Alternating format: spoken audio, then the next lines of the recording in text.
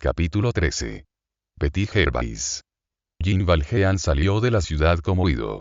Se puso a andar precipitadamente por los campos, tomando los caminos y los senderos que se le presentaban, sin darse cuenta de que a cada instante volvía sobre sus pasos. Erró así durante toda la mañana, sin haber comido nada y sin tener hambre. Una multitud de nuevas sensaciones lo oprimían. Sentía una especie de cólera. No sabía contra quién. No hubiera podido decir si se sentía conmovido o humillado. Sentía por momentos un estremecimiento extraño, y lo combatía, oponiéndole el endurecimiento de sus 20 años. Esta situación lo fatigaba. Veía, con inquietud, que se debilitaba en su interior la horrible calma que la injusticia de su desgracia le había dado. En algún instante, hubiera preferido estar en la prisión con los gendarmes, y que las cosas no hubieran ocurrido de aquel modo. No tendría tanta intranquilidad. Aunque la estación estuviese bastante avanzada, había aún en las enramadas algunas flores tardías, cuyo olor, que percibía en su camino, le traía a la memoria recuerdos de su infancia. Estos recuerdos le eran insoportables, tanto tiempo hacía que no lo habían impresionado. Multitud de pensamientos inexpresables lo persiguieron durante todo el día. Cuando el sol declinaba ya hacia el horizonte, alargando en el suelo la sombra de la menor piedrecilla, Jean Valjean se sentó detrás de un matorral, en una gran llanura rojiza, absolutamente desierta. En el horizonte, solo se descubrían los Alpes. Ni siquiera el campanario de algún pueblecito lejano. Jean Valjean estaría a unas 3 leguas de Digne. Un sendero, que cortaba la llanura, pasaba a algunos pasos del matorral. En medio de esta meditación, que no hubiera contribuido poco a hacer más temerosos sus harapos para todo aquel que lo hubiese encontrado, oyó un alegre ruido. Volvió la cabeza y vio venir por el sendero a un pequeño saboyano, de unos 10 años, que venía cantando, con su gaita al lado y una caja con una marmota a la espalda. Uno de estos niños dulces y alegres, que van de país en país, enseñando las rodillas por los agujeros de los pantalones. Mientras cantaba, el muchacho interrumpía de vez en cuando su marcha y jugaba a la taba con algunas monedas que llevaba en la mano, probablemente toda su fortuna. Entre aquellas monedas había una pieza de 40 sueldos. El niño se detuvo al lado del matorral, sin ver a Jean Valjean, y tiró a lo alto las monedas que hasta entonces había cogido con bastante habilidad en el dorso de la mano. Esta vez, la moneda de 40 sueldos se le escapó y fue rodando por la hierba, hasta donde estaba Jean Valjean. Este puso el pie encima. Pero el niño había seguido la moneda con la vista y lo había observado. No se sorprendió y fue derecho hacia el hombre. Era un lugar completamente solitario. En todo lo que la mirada podía abarcar, no había nadie en la llanura ni en el sendero. No se oían más que las débiles piadas de una nube de pájaros que cruzaba el cielo a gran altura.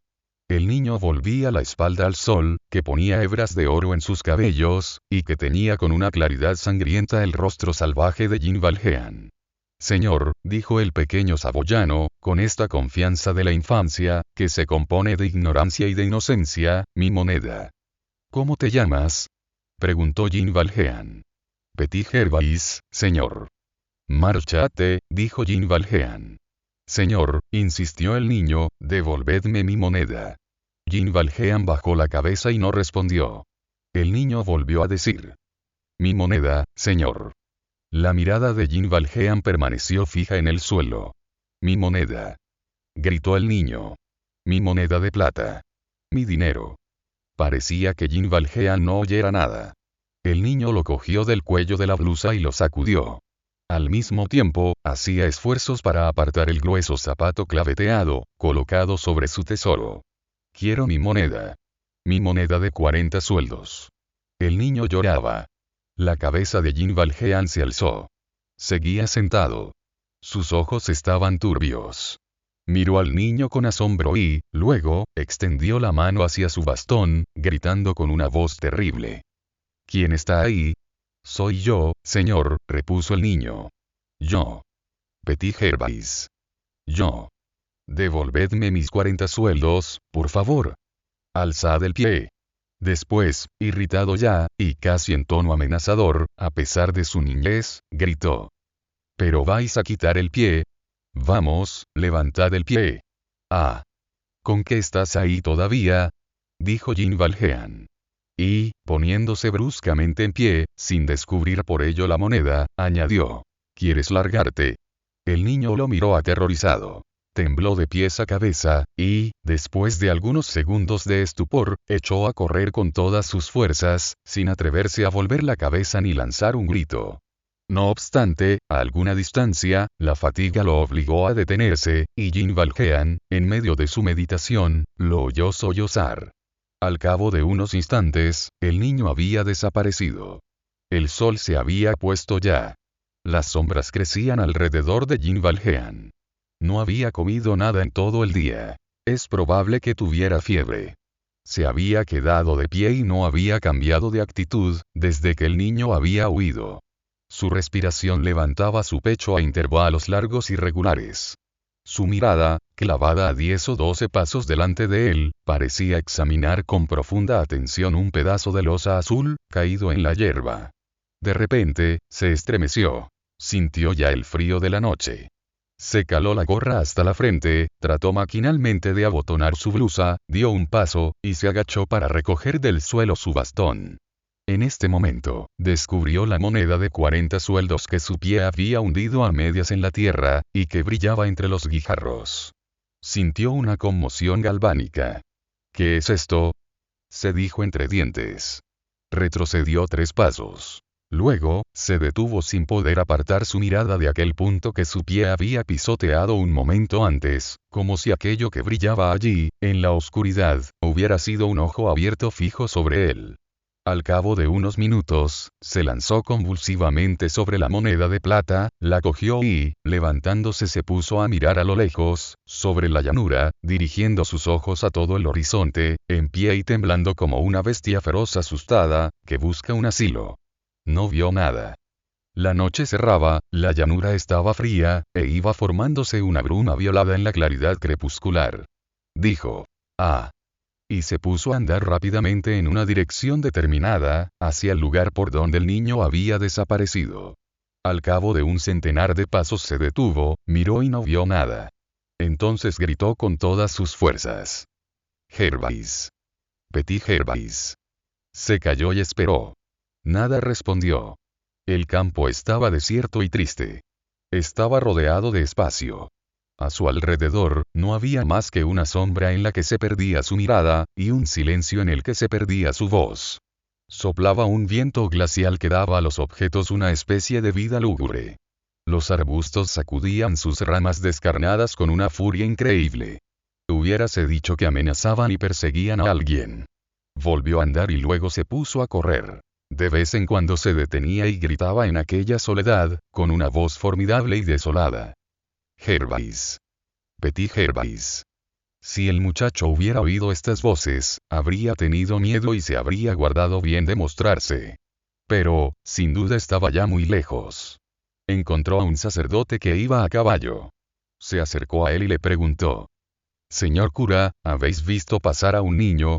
«No», respondió el sacerdote. «Un niño llamado Petit Gervais». «No he visto a nadie». Sacó 2 piezas de 5 francos de su morral, y las entregó al sacerdote. «Señor cura, tomad, para vuestros pobres». «Señor cura, es un niño de unos 10 años, con una marmota, creo, y una gaita. Iba caminando. Es uno de estos saboyanos, ya sabéis, no lo he visto». «Gervais. No hay ningún pueblo por aquí. ¿Podríais decirme? Si es como decís, debe ser un niño forastero, de estos que pasan y nadie los conoce». Jin Valjean tomó violentamente otras 2 monedas de 5 francos, que entregó al sacerdote. «Para vuestros pobres», dijo.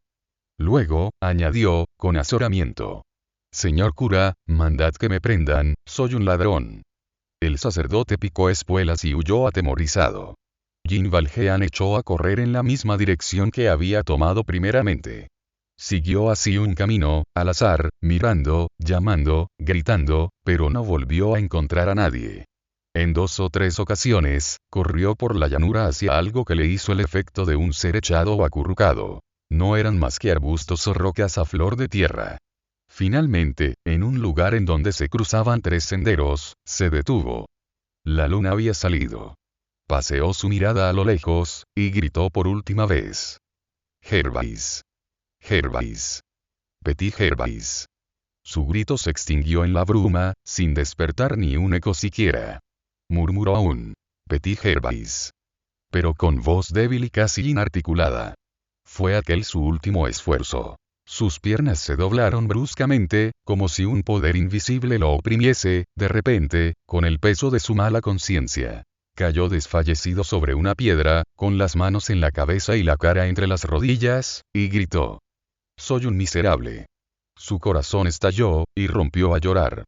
Era la primera vez que lloraba, después de 19 años. Cuando Jean Valjean salió de casa del obispo, ya se ha visto, estaba ausente de todo lo que había sido su pensamiento hasta entonces. No podía darse cuenta de lo que pasaba por él. Quería resistir a la acción angélica, a las dulces palabras del anciano. Me habéis prometido convertiros en un hombre honesto. Yo compro vuestra alma. Yo la libero del espíritu de perversidad, y la consagro a Dios. Estas frases se presentaban en su memoria sin cesar. A esta indulgencia celeste, oponía el orgullo que, en nosotros, es como la fortaleza del mal. Sentía indistintamente que el perdón de aquel sacerdote era el mayor asalto y el ataque más formidable que hasta entonces lo hubiera sacudido.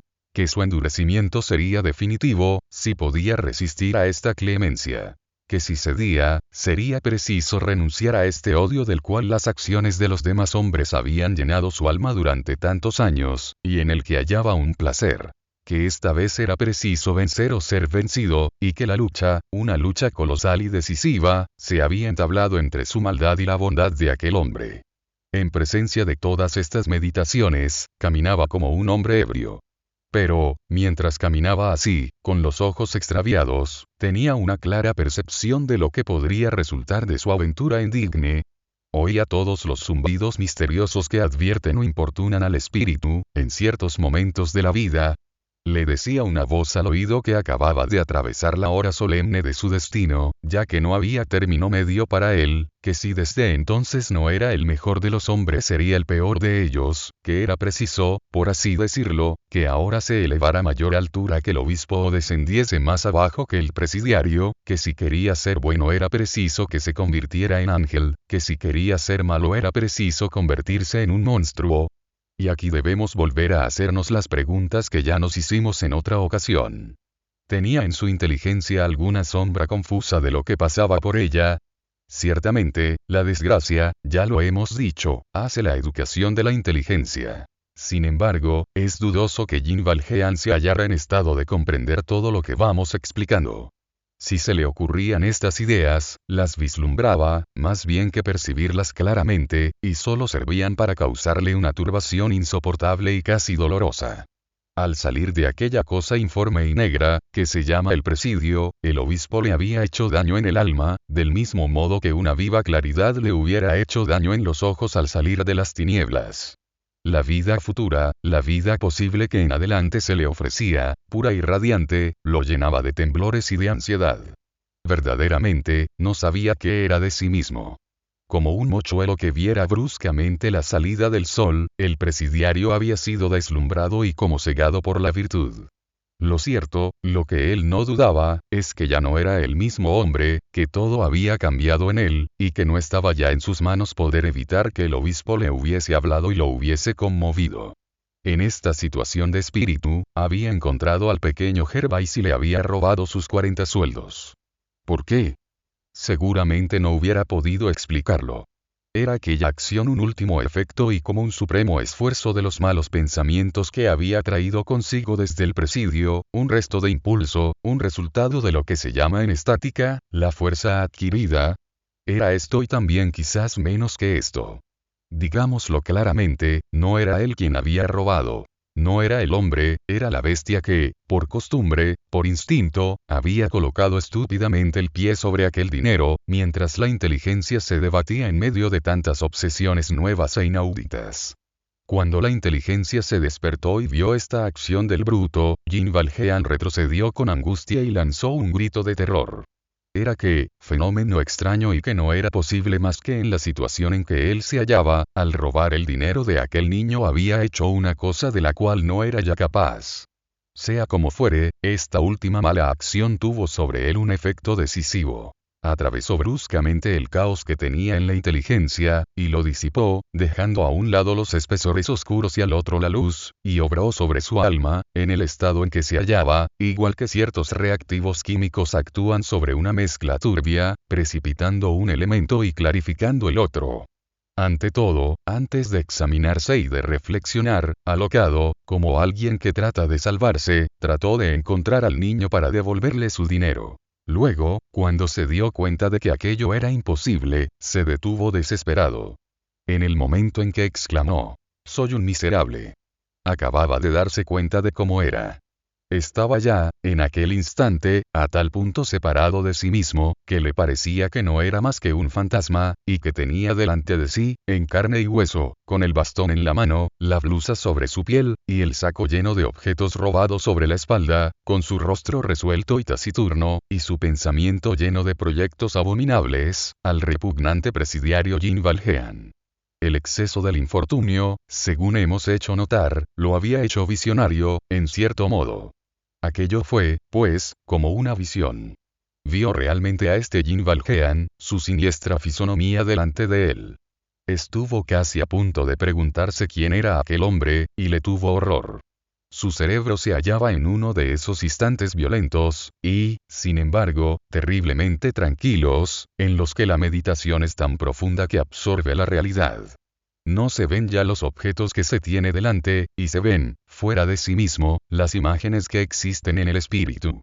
Se contempló, pues, por decirlo así, cara a cara y, al mismo tiempo, a través de esta alucinación, veía en una profundidad misteriosa una especie de luz que tomó en principio por una antorcha. Examinando con más atención aquella luz encendida en su conciencia, reconoció que tenía forma humana y que aquella antorcha era el obispo. Su conciencia comparó sucesivamente a estos dos hombres colocados enfrente de ella, el obispo y Jean Valjean. No había sido necesario más que el primero, para vencer al segundo. Por uno de estos efectos singulares que son propios de esta clase de éxtasis, a medida que se prolonga la ilusión crecía el obispo y resplandecía más a sus ojos, mientras que Jean Valjean se empequeñecía y se borraba. Después de algunos instantes, solo quedó de él una sombra. De repente, desapareció. Solo había quedado el obispo. Llenaba toda el alma de aquel miserable, con un resplandor magnífico. Jean Valjean lloró durante largo rato. Lloró lágrimas ardientes, lloró sollozando, lloró con la debilidad de una mujer, con más temor que un niño. Mientras lloraba, se iba haciendo poco a poco la luz en su cerebro, una luz extraordinaria, una luz maravillosa y terrible a la vez. Su vida pasada, su primera falta, su larga expiación, su embrutecimiento exterior, su endurecimiento interior, su libertad halagada con tantos planes de venganza, lo que le había sucedido en casa del obispo, la última cosa que había hecho, aquel robo de 40 sueldos a un niño, crimen tanto más cobarde y tanto más monstruoso, cuanto que llegaba después del perdón del obispo, todo ello se le presentó claramente, pero con una claridad que jamás había visto hasta entonces. Contempló su vida, y le pareció horrible. Su alma, y le pareció terrible. Y, sin embargo, sobre su vida y sobre su alma se extendía una suave claridad. Parecíale que descubría a Satanás, con la luz del paraíso. ¿Cuántas horas estuvo llorando así? ¿Qué hizo después de haber llorado? Nunca se supo. Solamente parece averiguado que, aquella misma noche, el cochero que hacía el viaje a Grenoble en aquella época, y que llegaba a Digny hacia las 3 de la madrugada, vio, al atravesar la calle donde vivía el obispo, a un hombre en actitud de orar, de rodillas sobre el empedrado, en la sombra, delante de la puerta de Monseñor Bienvenu.